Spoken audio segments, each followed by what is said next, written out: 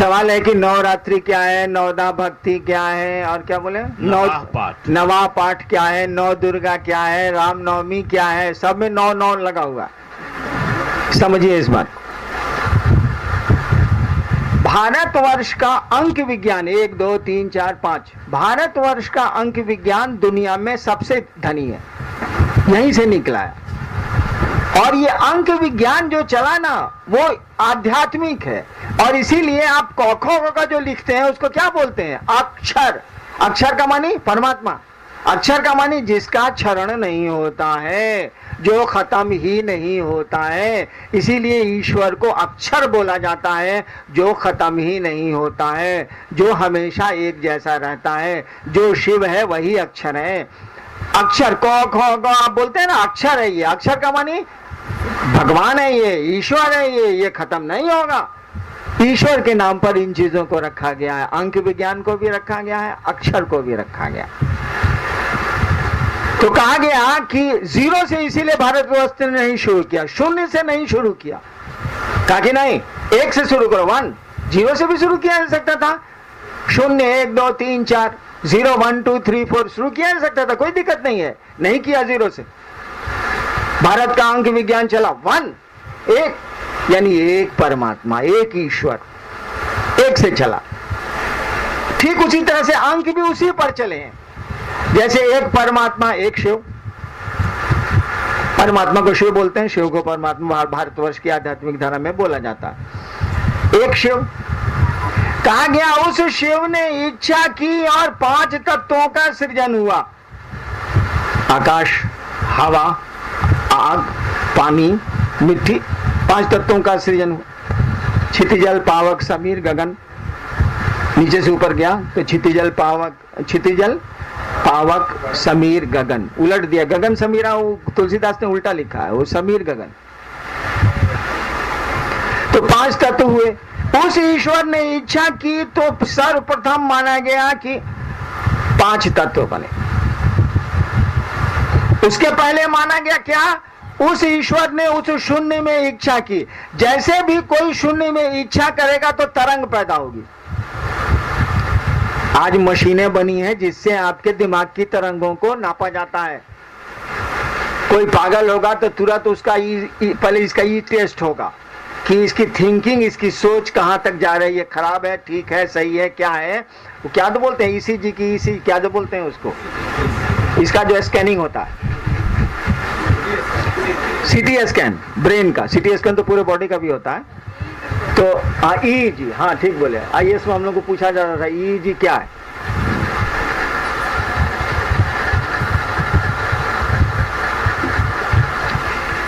तो उस ईश्वर ने जैसे उस शून्य था, पूरा शून्य है, कहीं कोई तरंग नहीं है, कहीं कोई हलचल नहीं है, महाशून्य कहा गया, महाशून्य। उसमें उसने इच्छा की, सृष्टि की, जिसको सृष्टा बोलते हैं, सृष्टि की इच्छा बोलते हैं। उसने जैसे इच्छा की तो एक तरंग पैदा होगी। ये भैया आप चुपचाप बैठे हैं, कुछ सोचिएगा तो दिमाग में एक तरंग नहीं पैदा होगी। मशीन आजकल नाप रही है उसको। कहा गया कि उसने कुछ सोचा तो कोई तरंग पैदा हुई। क्या सोचा, सृष्टि के बनाने को सोचा, और यह भी सोचा कि बनेगी तो रहेगी फिर टूटेगी। कोई चीज बनेगी तो कुछ दिन रहेगी फिर टूटेगी। यानी तीनों चीज को एक साथ सोचा होगा उसने। सृष्टि की इच्छा की तो उत्पत्ति, स्थिति, लय, तीनों के बारे में सोचा होगा उसने। जैसे सोचा तीनों की तरंगे आसमान में पैदा हुई, शून्य में पैदा हुई। जैसे तरंगे पैदा होंगी तो कोई आवाज होगी ही होगी, भले कान नहीं सुने। अरे भाई मशीनवा सुनता है कि नहीं सुनता है आज का? तो भाई आप सोचते हैं मशीनवा साउंडे न सुनता है, और कौन चीज सुनता है?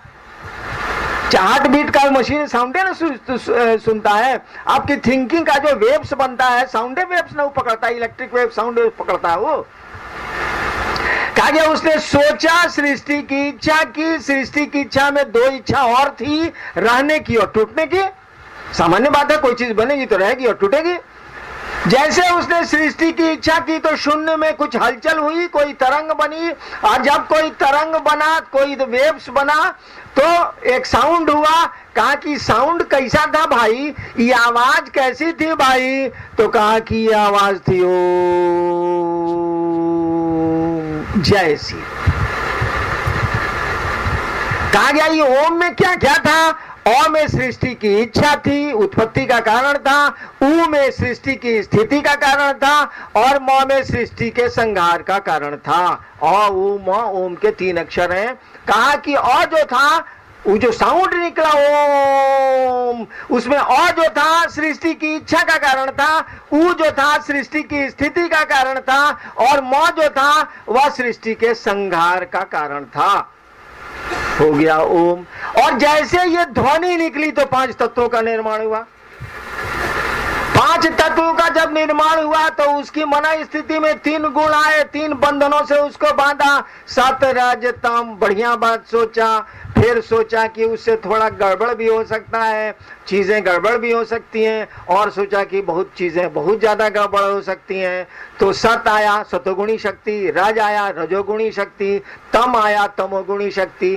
3 गुणात्मक प्रकृति को कहा जाता है। 3 गुणात्मक है, ये त्रिगुणात्मक प्रकृति है। 3 गुण माने संस्कृत में बंधन, जिसे बांधा जाता है। तो 5 तत्वों को 3 गुणों से बांधा। अब पूरी की पूरी सृष्टि इसी के भीतर न है भैया, इसके बाहरों है। 5 तत्व, 3 गुण और 1 परमात्मा, इसके बाहर तो सृष्टि का कुछ नहीं हो सकता है, कुछ भी नहीं हो सकता है।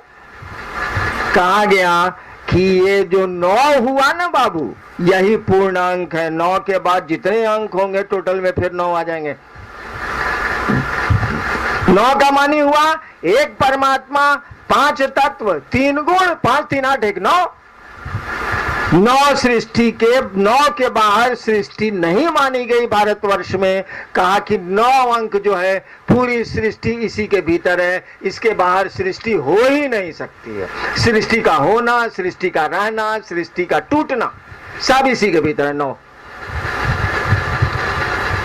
और ये जो 5 तत्व निर्मित हुए, उसने जो सोचा और 5 तत्व निर्मित हुए, 5 तत्वों को बांधने के लिए 3 गुणों का की जो उत्पत्ति हुई, इसमें कितनी ताकत थी भाई जी, बड़ी शक्ति थी। तभी ना पूरी की पूरी सृष्टि बन गई, उत्पन्न हो गई, रह रही है, टूट भी रही है, पल प्रतिपल ये काम चल भी रहा है।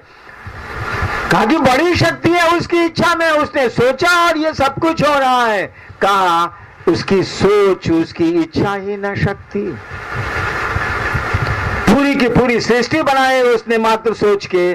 कहा कि जो बना ना बाबू, इसमें पावर था कि नहीं था? कहा कि यही न शक्ति है उसकी, शिव की इच्छा ही शक्ति है। भारतवर्ष का तंत्र इसी बात को कहता है, शिव की इच्छा ही शक्ति है। यानी उसने सोचा है, उसमें शक्ति है। और कैसी शक्ति है? कहा कि एक बात बताते हैं, मिट्टी जो सबसे नीचे है, 5 तत्वों में सबसे नीचे का तत्व है मिट्टी, क्षिति तत्व। कहा कि मिट्टी जो सबसे नीचे है, उसके भीतर कितनी ताकत है? उस ईश्वर की इच्छा कितनी ताकत रखती है मिट्टी में? कहा कोटि सौदामिनी भाषाम। मिट्टी में कितनी ताकत है? कोटि सौदामिनी भाषाम। सौदामिनी संस्कृत में बोलते हैं आसमान की बिजली को। आसमान में जो बिजली चमकती है उसको संस्कृत में बोलते हैं सौदामिनी। कोटि सौदामिनी भाषाम, एक आसमान की बिजली चमकती है तो क्या कहर ढाती है? कहा कि करोड़ों बिजलियों की चमक है मिट्टी में। कोटि खाली मिट्टी में है, उसके ऊपर है आग, उसके ऊपर है पानी, उसके ऊपर है हवा, उसके ऊपर है आकाश, उसके ऊपर बहुत कुछ है भी। कहा कि मिट्टी में कितना पावर है? तो कोटि सौदामिनी भाषाम, करोड़ों आसमान की बिजलियों की चमक है मिट्टी में। है नहीं, साला पत्थर से एटम बम बना दे रहा है, नहीं बुझा रहा है। एक वैज्ञानिक है ना आपके देश में, वैज्ञानिक है ना आपके देश में, जो पत्थर से यूरेनियम से निकाल के एटॉमिक एनर्जी बनाते हैं कि नहीं, एटम बम बनाते हैं कि नहीं? आपके देश में ऐसे भी वैज्ञानिक हैं जो पत्थरों से शिव को निकालते हैं, पत्थरों से भगवती को निकालते हैं, पत्थरों से हनुमान को निकालते हैं, पत्थरों से राम और कृष्ण को निकालते हैं। एक वैज्ञानिक आपके यहाँ है जो पत्थरों से एटम बम बनाता है, एटॉमिक ऊर्जा निकालता है। ऐसे लोग धरती पर हैं। भारतवर्ष में तो जरूर हैं जिन्होंने पत्थरों से शिव को निकाला, पत्थरों से भगवती को निकाला। कामरूप कामाख्या में कौन ची है? इतना बड़ा पिंड है ना, और कौन ची? देवघर में कौन ची है? बड़ा पत्थर का टुकड़ा, और कौन ची है? देखिए उन पत्थरों से किसी ने शिव को बाहर किया है। शिव के भास को बाहर किया है, शिव के एहसास को बाहर किया है, वो वैज्ञानिक चला गया, हम लोग लाभ ले रहे हैं। आपको भी वैसा ही वैज्ञानिक बनना चाहिए कि